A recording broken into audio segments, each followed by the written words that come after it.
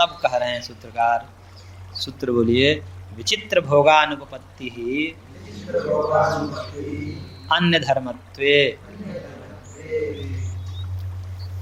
कह रहे हैं फिर तो विचित्र भोग की अनुपपत्ति हो जाएगी, यानी कि ये जो विचित्र भोग दिख रहे हैं ना, कोई सुखी है कोई दुखी है, ये सुख दुख की अनुभूति अलग अलग हो रही है ना। विचित्र का मतलब भिन्न भिन्न, एक ही समय में उसी समय कोई सुखी है कोई दुखी है, कोई जन्म ले रहा है कोई मर रहा है, कोई हर्ष है कोई शोक में है।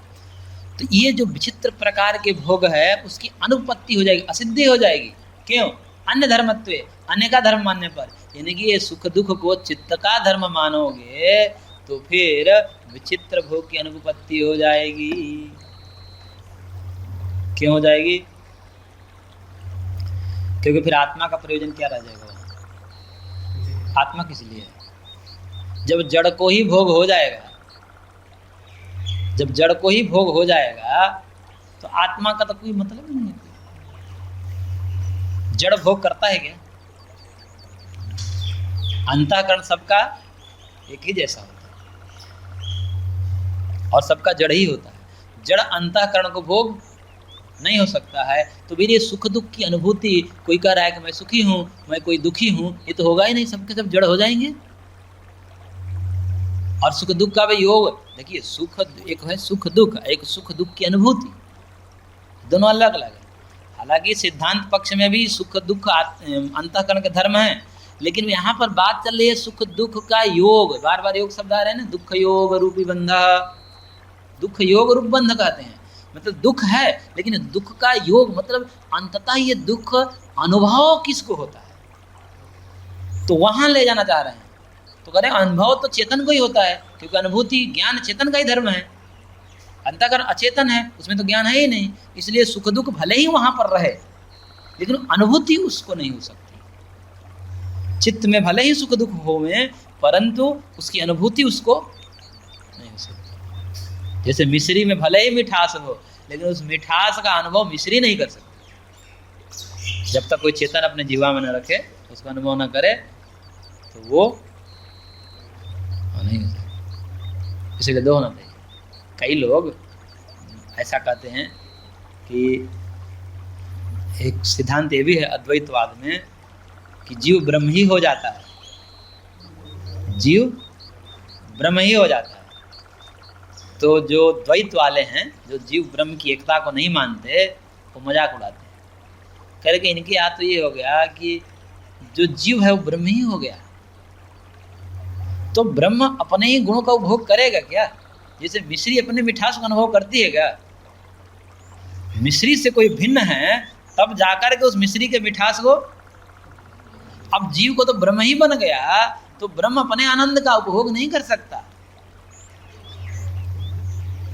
इसलिए मुक्ति में भी जीव की सत्ता रहेगी तो उसके आनंद का वो उपभोग करेगा, वो आनंदित होगा।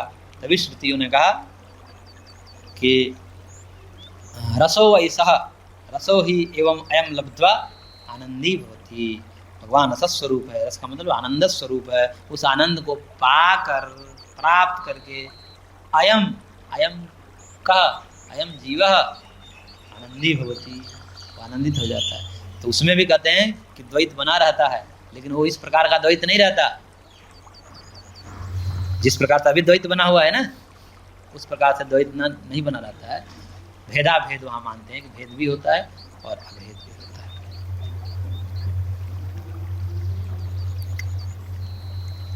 तो कह रहे हैं कि ऐसी अवस्था में जो है विचित्र भोग की अनुपत्ति हो जाएगी, सब जड़ हो जाएंगे। क्यों? क्योंकि चित्त जड़ है और चित्त में ही सुख दुख मान रहे हैं। अचेतन की सत्ता वहाँ स्वीकार नहीं करे, चेतन में ले ही नहीं। जब तक जाओगे तब तक अनुभव होगा किसी को, फिर सब तो ये पत्थर की भांति पड़ जाएंगे। ये अलग अलग सुखी दुखी लोग देखे जाते हैं, किस कारण से देखे जा रहे हैं? क्योंकि वो चेतन में जाता है सुख दुख, और जब तिस चेतन में जाता है सुख दुख तो वो अनुभव करते हैं सुख दुख। हम सुखम अनुभवामी हम दुखम अनुभवामी, इस रूप में। इसलिए सुख दुख को अंततः कहाँ ले जाना पड़ता है? चेतन में ले जाना ही पड़ेगा, अन्यथा चित्त जड़ होने से उसका अनुभव नहीं कर सकता। भले ही उसका धर्म होवे लेकिन उस धर्म का अनुभव नहीं कर सकता। यहाँ बात अनुभूति की, इसलिए दुख योग को कहाँ ले जाया जा रहा है? अनुभव में ले जा रहा है, अनुभव रूप में वो आत्मा में ले जा रहा है। इसलिए आगे कहेंगे चिद बसानो भोगा, चेतन पर्यंत ही भोग जाता है। ये दुख को अंततः ले जाना पड़ेगा, कहाँ तक? आत्मा तक। लेकिन किस रूप में जाएगा? तो कहेगा प्रतिबिंब रूप में जाएगा, क्योंकि उसको अविकृत भी रखना है।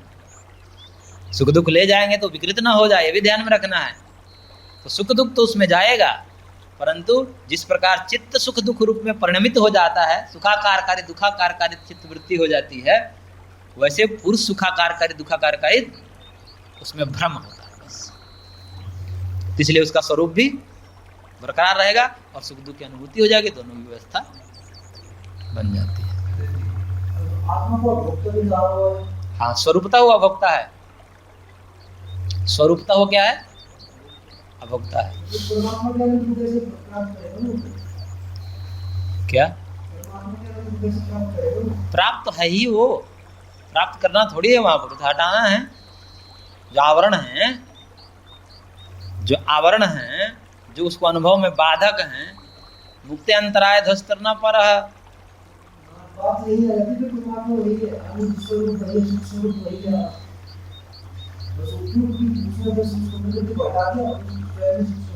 कौन? आत्मा स्वयं सुख स्वरूप है, आनंद स्वरूप है, ये सुख स्वरूप। हाँ हाँ, तो फिर इसमें बहुत सारे प्रश्न आएंगे ना, फिर बहुत सारे प्रश्न है इसके पीछे। तो फिर आत्मा ही जीव रूप में आया, ये कहना पड़ेगा। परमात्मा ही जीव रूप में आया, ये कहना पड़ेगा। अब परमात्मा जीव रूप में क्यों आया?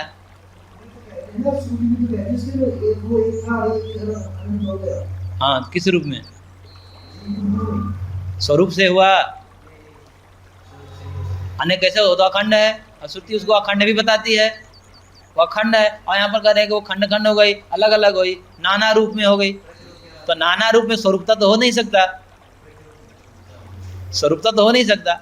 आत्मा स्वरूपता नाना रूप हो ही सकता, वो तो एक रस है, निरवय है, वो नाना कैसे हो सकता है? उसका खंड ही नहीं हो सकता। और जगत तो नाना रूप है। तो यहाँ पर प्रकृति के साथ एकात्मता को प्राप्त होकर के ये श्रुति कहती है कि प्रकृति उस परमात्मा का शरीर है, और प्रकृति और परमात्मा को एक मान करके, और तब कहा जा रहा है मानव प्रकृति ही नाना रूप में हुई है। प्रकृति के साथ भगवान, क्योंकि भगवान जगत की रचना करते हैं तो प्रकृति शक्ति के कारण करते हैं, बिना प्रकृति के जगत की रचना नहीं हो सकती। लेकिन उस समय शक्तियुक्त ब्रह्म बोल रहा होता है, एको हम बहुत से, शक्तियुक्त ब्रह्म बोल रहा है, विशुद्ध ब्रह्म नहीं बोल रहा है।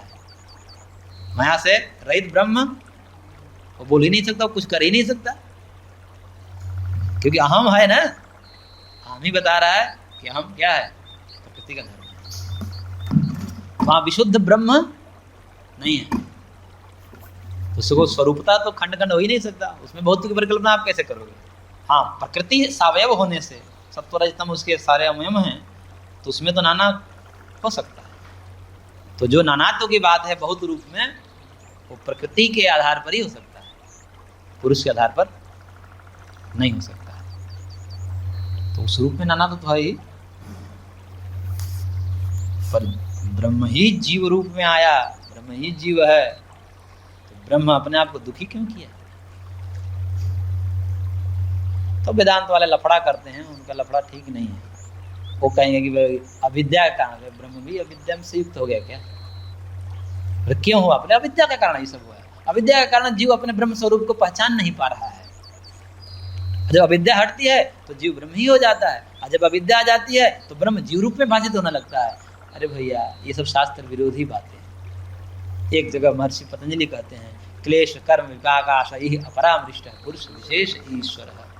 ईश्वर कभी क्लेश कर्म विपाक इसमें नहीं आते। उनका ना कोई कर्म होता है, ना कोई अविद्या है, ना कोई क्लेश। आप क्लेश ईश्वर बता रहे हैं अविद्या से युक्त, ये सब शास्त्र विरुद्ध बातें जब लिपाप होती है।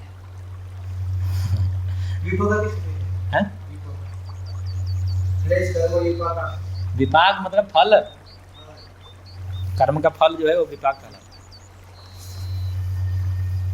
इससे सर्वथा रहित होते हैं ईश्वर। तो ईश्वर क्यों आएंगे भाई? इन्होंने कौन सा अपराध किया है? अरे जीव ने अपराध किया है, पाप कर्म किया है हमने, हम भोग रहे हैं। भगवान उठाए घसीट रहे हो इसमें। लेकिन देखो, जीव इतने मतलबी हैं, भगवान को भी घसीट देते हैं, और उन्हीं के मत्थे डाल। सब वही। जैसे उपासना के लिए कहा है कि ऐसा कुछ ऐसा ब्रह्म स्वरूप है, क्योंकि इस प्रकार की भी है तो व्यक्ति। हाँ तो इस रूप में तो हम मानते ही हैं, वो उपासना है, हम ब्रह्मास्मि की उपासना होती है। करने वाले ने उसको क्या है गलत तरीके से प्रस्तुत कर हाँ तो दिया। सही रूप से प्रस्तुत करिए, समस्या तो यही है ना कि सही रूप से प्रस्तुत ना करना, सही रूप से करिए, बिल्कुल समस्या है। यहाँ पर एक एक चीज को आपको एकदम क्लियर किया जाएगा। ये नहीं कहेंगे कि अद्वैत को हम नहीं मानते, बार बार भाषा का इस प्रकार का द्वैत हमें स्वीकार है जी, यदि आप ऐसा मान रहे हो तो स्वीकार है हमें, लेकिन ऐसा कहोगे कि ब्रह्म ही जीवा रूप में हो गया, फिर तो प्रश्न की झड़ियाँ लग जाएंगे, उसका समाधान करना मुश्किल हो जाएगा, बहुत सारे श्रुति विरोध और युक्ति विरोध में चला जाएगा।